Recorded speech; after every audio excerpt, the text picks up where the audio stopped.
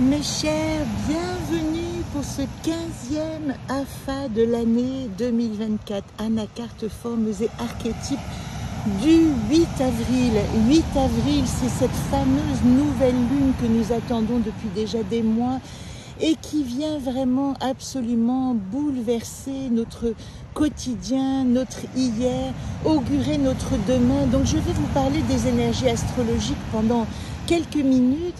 Et tout de suite, je vous dis que nous avons un rendez-vous ce soir chez mon amie Sandrine Kenjama à Saint-Leu pour ce dernier jour de rendez-vous sur l'île de la Réunion. Je reste encore 3-4 jours, mais je n'ai pas pu résister à l'envie de vous montrer mon lieu paradisiaque, cette plage des Sables Noirs où je vais me promener quasiment tous les matins. Au loin, là-bas, c'est les bains étant salés, bassin pirogue. Et ici, nous sommes à la mythique Ravine Nula, où se rejoignent la plupart des jeunes le soir pour un petit barbecue devant la mer au couchant, puisque nous sommes au couchant ici. Et c'est sur cette île, ici, que nous avons les plus beaux couchers de soleil le soir. Et c'est un magnifique rituel que ces habitants de l'île qui viennent le soir se retrouver pour regarder le soleil se coucher. Eh bien nous, aujourd'hui, nous allons voir cette 4e lune nous informer, cette 4e nouvelle lune. Et je vous renvoie tout de suite à la méditation de la gardienne de la fissure de l'univers, puisque ce soir, nous commencerons notre tirage de nouvelle lune. Je le ferai que ce soir, je le vous mettrai en ligne demain. Et nous commencerons évidemment notre tirage de nouvelle lune avec le groupe chez Sandrine Kenjama à Saint-Leu. Alors ici, je vous montre quand même, nous sommes arrivés ici à cette fameuse gardienne de la fissure de l'univers qui est aussi dans notre chemin de vie Solune, c'est-à-dire des gardiennes, en place des atouts et qualités dans l'arbre d'entreprendre. Vous voyez à quel point ça tombe bien, puisque nous sommes exactement au début du cycle zodiacal du Bélier qui nous dit c'est le moment d'entreprendre. Donc Kanaa, l'intuition, celle qui nous demande d'aller rencontrer au-delà de l'univers visible, dans l'invisible, tout ce qui peut nous donner un lien à notre intuition, eh bien elle nous dit aussi aujourd'hui que cette intuition t'aide à activer les prochains jours qui vont vraiment définir toute ton année à venir, voire les années suivantes, parce que nous avons énormément de symptômes astrologiques. Alors, je vous renvoie évidemment aux astrologues beaucoup plus professionnels que moi, mais je suis quand même obligée de vous parler de cette fameuse éclipse solaire du 8 avril. C'est une éclipse solaire totale, ça veut dire que la Lune va totalement éclipser le Soleil à 19 degrés dans le signe du Bélier. Le signe du Bélier, qui est aussi un signe cardinal, c'est le signe de l'impulsion et du nouveau départ. Donc qu'est-ce qu'elle nous dit? Elle nous dit, voilà, je vais ombrer ta lumière extérieure pour que tu puisses aller voir à l'intérieur ce qui va te donner l'élan pour commencer cette année. Voilà ce qu'il faut retenir de ces moments-là, et je vais vous parler tout de suite après ces quelques minutes sur les énergies des 12 jours du Bélier, qui est un rituel dans la Kabbale extrêmement importante et qui se situe au moment du jour qui suit la nouvelle lune du Bélier, donc à partir de demain. Et là, dans quelques minutes, je vais vous donner un rituel qui va activer d'une certaine manière votre année. Alors, qu'est-ce qui nous est demandé ici? Il nous est demandé d'avoir conscience du don de soi. Le Bélier, le soi, l'ego, il est ici venu nous dire « je vais apprendre à mettre mon soi au service du collectif ». Toutes ces années, tout cet axe lunaire Bélier-Balance nous apprend cela. Comment on va pouvoir dépasser l'image du Bélier primaire qui est de se battre, d'aller à la guerre, etc. pour ouvrir de nouvelles brèches, voir les vulnérabilités. C'est ça qui nous est demandé avec cette éclipse solaire. C'est comme si nous donnions un élan juste et nous sommes sous-tendus par cet équilibre de la balance. Il y a dans cet axe Bélier-Balance des axes lunaires, c'est un axe astrologique de rencontrer la sagesse du bélier évoluée qui va nous permettre de renoncer au belliqueux en nous, qui va nous permettre d'être serviteurs, oui, mais de l'esprit, pour aller au-delà des tensions extérieures. Voilà pourquoi le soleil est caché, parce qu'il dit ne va pas t'élancer dans la lumière, mais va au contraire déployer ta force dans tes ombres. C'est comme s'il y avait un désir d'affirmation très fort. Il y a aussi un appel à l'aventure dans ces nouveaux projets. Quelque chose va totalement se transformer et c'est maintenant. Et si j'insiste, vous allez voir dans quelques minutes pourquoi. Parce que c'est le moment de donner l'impulsion au nouveau. Alors, l'injonction, c'est de garder conscience des autres, se libérer des codépendances, oui, mais pas en rejetant l'autre. Au contraire, en trouvant sa force d'alliance, en trouvant un courage nouveau pour ce qui est en train de germer, ce qui est en train de devenir notre nouvelle vie. Il y a aussi cette notion que Chiron, qui est la planète du grand guérisseur, qui nous montre nos blessures, est en bélier sur l'axe des nœuds lunaires. Et Chiron nous dit ici, plus que jamais, c'est la possibilité de transformer nos vieilles blessures, de faire un travail de fond, pas dans l'action immédiate. Les planètes d'action, Mars est en poisson, Saturne est en poisson, et elles nous disent, oulala, va tout au fond déjà, va tout au fond de cet océan qui est à l'intérieur de toi, avant de penser à l'action extérieure. Donc vous voyez, c'est un renouveau qui dit surtout, activer à l'intérieur, activer notre richesse intérieure, notre lumière intérieure, avant de la déployer à l'extérieur. Et ça, c'est encore plus accentué par ce Mercure rétrograde depuis début avril qui nous pousse à cette remise en question, qui nous pousse à revoir, et je parle encore de l'intuition, qui nous pousse à associer à ce Mars en Poisson, à renoncer à l'action brutale, à mettre du bon sens et du calme. Alors, en plus, le 21 avril, ça approche, nous avons cette fameuse conjonction Jupiter-Uranus dont on nous parle, qui arrive tous les 12 à 14 ans, et qui est la rencontre entre l'expansion Jupiter et l'innovation Uranus. Il y a en ce moment, tout est réuni, il y a vraiment une concentration énergétique pour que nous ayons une illumination de conscience. Alors de quoi nous devons nous rappeler? Eh bien, cette éclipse solaire totale, c'est un départ. C'est un départ zodiacal. Alors, regardez où sont vos planètes cardinales. Bélier, Balance, Capricorne, Cancer. Encore plus si elles sont au début du 3e décan, c'est-à-dire aux environs de 19 degrés, parce qu'elles vont être extrêmement impactées par cette exigence de profondeur et de renouveau. C'est comme si l'invisible ici, le soleil se cachait pour aller rencontrer l'invisible en nous et toucher les points sensibles. Toucher, encore une fois, c'est le mot-clé, nos profondeurs océaniques. Et si vous perdez vos repères, laissez-vous flotter, laissez-vous aller dans la confiance du poisson. Nous sommes aussi nés du poisson, nous savons nager dans les profondeurs océaniques pour peu que nous luttions pas, que nous ne luttions pas contre les courants. Voilà ce qu'elle veut nous dire.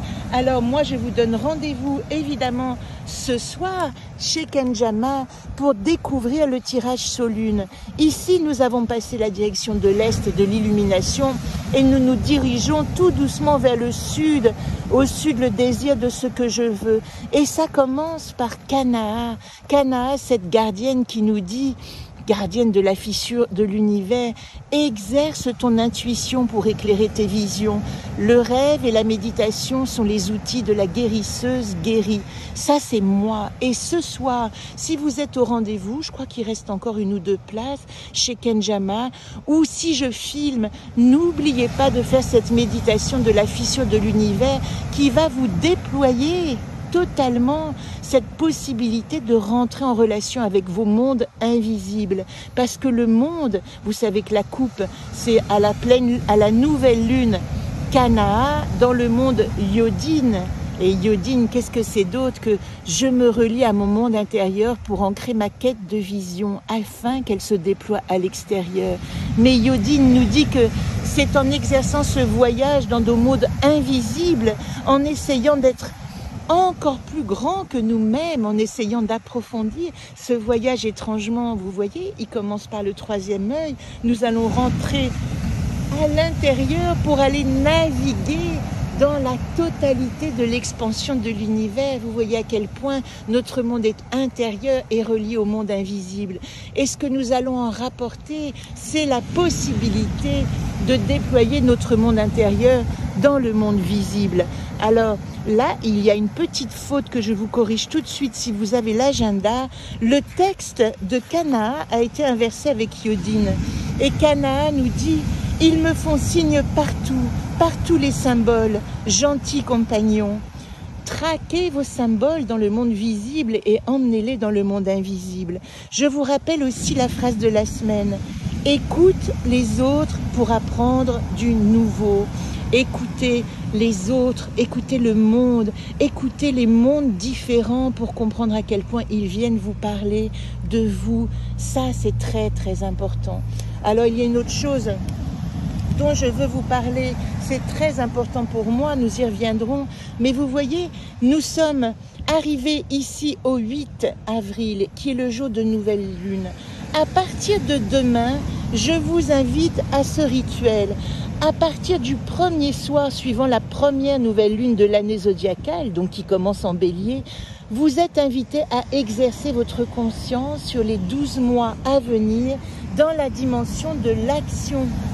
Dans la dimension de l'action. Tout est détaillé à la page suivante. Alors, qu'est-ce que c'est cette dimension de l'action? Vous voyez, en janvier, quand nous avons tiré les 12 jours de l'année, je vous ai invité à poser des mots-clés. Par exemple, pour le mois d'avril, moi j'avais écrit au 4 janvier le mot « être ». Et bien ce mot « être », je l'ai mis dans, voilà, mon mot d'avril, c'est « être ». Comment je peux encore plus être? Être, c'est pas qu'il est opposé à avoir, puisque se déposer dans l'être nous permet d'avoir pleine conscience. Et bien ici, nous allons aussi activer 12 jours de conscience. Et chaque jour, je vous enjoins à partir de demain. Alors, je peux vous raconter l'histoire tout simplement. Hein. Cette histoire, c'est que le Hari, kabbaliste du XVIe siècle, si vous avez le petit agenda Solune, tout est écrit, l'agenda Anacarte. Je vous précise que l'année prochaine, il aura forcément, c'est bizarre ce mot qui m'est venu, mais il aura certainement non plus la forme d'un agenda, mais la forme d'un calendrier. Vous pourrez le déployer en format 30-30 de cette manière-là et voir toutes les infos, l'accrocher et voir toutes les infos. J'y travaille déjà. Alors, le Hari, kabbaliste du XVIe siècle, nous a enseigné que les 12 premiers jours du bélier, c'est-à-dire que ces 12 jours correspondent au lendemain de la nouvelle lune qui suit l'équinoxe. Ils correspondent et influencent directement chacun des 12 mois de l'année dans l'action. Si nous activons notre sens du bélier, nous allons activer toute une année, chaque mois, où nous allons à chaque fois exercer notre force d'action corrélée à chaque mois. Ainsi, le premier jour du bélier va correspondre au mois du bélier. Demain, c'est le premier jour du bélier. Demain, le 9 avril, nous allons écrire une intention d'action. Le deuxième jour, c'est-à-dire après-demain, il correspond au deuxième mois, au deuxième signe du taureau. Eh bien, nous allons écrire un mot d'action. Et puis le troisième jour, etc. jusqu'au 12e. Ce qui fait que nous allons avoir 12 mots qui vont correspondre aux 12 mois de l'année à partir du bélier. Et ces mots d'action, je le répète, c'est comme si vous disiez demain, avec un verbe d'action. Demain, je cours tous les matins 1 kilomètre jusqu'à ce que j'arrive à courir 10 kilomètres. Demain, je décide de me réveiller et de faire tous les matins 20 minutes de yoga, etc. Allez ancrer une décision d'action. Demain, je décide de travailler tous les matins sur mon projet en faisant une action qui va lui permettre de communiquer dans le monde. Voilà, je vous donne 3 exemples, mais il y en a tellement, c'est à vous. Alors, l'année prochaine, parce que là il y a beaucoup de choses, mais je vous ai déjà mis quelques indices. L'année prochaine, nous verrons que ces 12 jours du bélier, ils sont aussi associés à 12 anges de la Kabbale, les fameux 72 anges dont je vais vous parler l'année prochaine. Ici, demain, c'est l'Ovia. Avec le taureau, c'est Michael. Avec le Gémeaux, c'est l'Écabel. Et gardez très précieusement, si vous avez l'agenda, gardez très précieusement cette page, car l'année prochaine, je vous proposerai exactement à ce moment-là une méditation associée à ces 12 anges de la Kabbale qui vont nous accompagner pendant les 12 mois de l'année. Et vous savez que l'année prochaine, j'éditerai aussi le jeu qui est associé aux 72 noms. Alors je l'ai là. Ça me fait plaisir de vous le montrer si j'y arrive. Mais moi, vous voyez, c'est déjà un indice que je vous donne pour l'année prochaine. Tous les matins, je scanne les 72 noms qui correspondent aux 72 anges de la Kabbale, comme si c'était des possibilités d'activer leur énergie, les énergies de ces lettres de la Kabbale qui sont rien d'autre que les énergies de la création du monde. Au commencement était le Verbe et il commence par ces lettres. Voilà, donc ça je vous l'apprendrai l'année prochaine. Inutile de vous plonger dans les détails. Occupez-vous déjà demain tout simplement de commencer vos 12 phrases, vos 12 mots d'action. Ça, ce sont les 12 jours du bélier. Je voulais vous dire aussi que cette semaine, nous sommes dans notre chemin de vie, dans la 2e semaine avec notre 8e anacarte. Vous savez que tout est croisé, c'est ça qui m'intéresse. Plus nous avons l'élasticité mentale de croiser les cycles et rythmes, et plus nous pouvons rencontrer les vérités. À ce sujet, ce soir, moi je vais vous parler de Cana et Yodine, mais je vais aussi vous parler de la gardienne dans le cycle de Kenjama qui habite dans l'autre hémisphère et qui va rencontrer une autre gardienne ce mois-ci, parce qu'elle n'a pas commencé au mois de janvier, mais elle a commencé dans cet hémisphère-là, il me semble au mois de septembre. Elle nous le confirmera ce soir.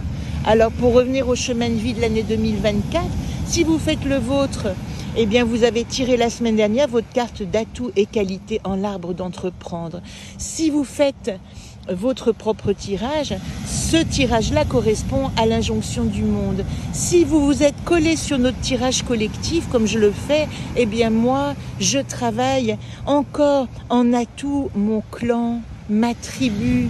Où est-ce que je me sens dans ma famille? Où est-ce que mon passé m'a appris? Où étaient mes ancrages? Et que je peux en faire aujourd'hui une force au présent. Et vous voyez que plus que jamais, ça touche ce travail que nous avons encore jusqu'en janvier 2025 de l'axe nœud-nord, en bélier, nœud sud en balance. Éclairez vos relations plus que jamais, regardez ce qui est encore prolifique, regardez ce qui vous donne du courage, regardez ce qui vous permet d'être fort dans votre tribu et votre clan. Et si vous êtes arrivé jusque-là, je vais tourner la caméra pour vous montrer ma tête, j'espère que vous la voyez.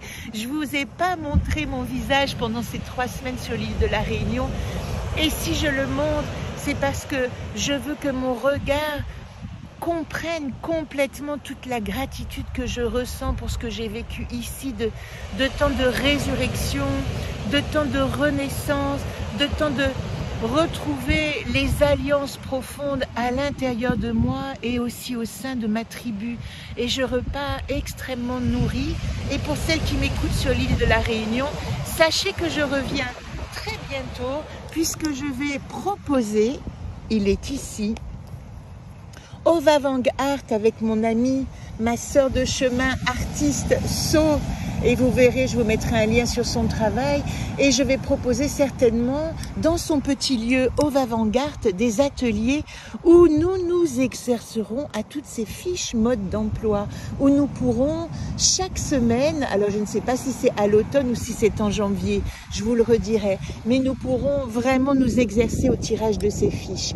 Et pour celles qui sont en métropole, eh bien, ne vous impatientez pas parce que à partir de cet été, je mets en ligne tous les rendez-vous. Chaque semaine, vous aurez l'occasion de venir à Servoz pour faire les tirages des fiches mode d'emploi ensemble. Il n'y a pas de rendez-vous personnel cette année. Ce sont des rendez-vous où je vais vous transmettre votre capacité à utiliser le jeu et à ce que ce jeu devienne vos petits compagnons de conscience et que vous soyez votre propre compagne de chemin. Je vous donnerai simplement les clés, les indices et les pistes. Je vous embrasse, très belle semaine, 20 minutes, mais est-ce que ça valait pas le coup? Merci l'océan, merci île magique qui remplit mon cœur, merci la Réunion, merci à ma fille et à son compagnon de tous ces moments de bonheur, merci Azote, mes amis ici et Miemaou profondément.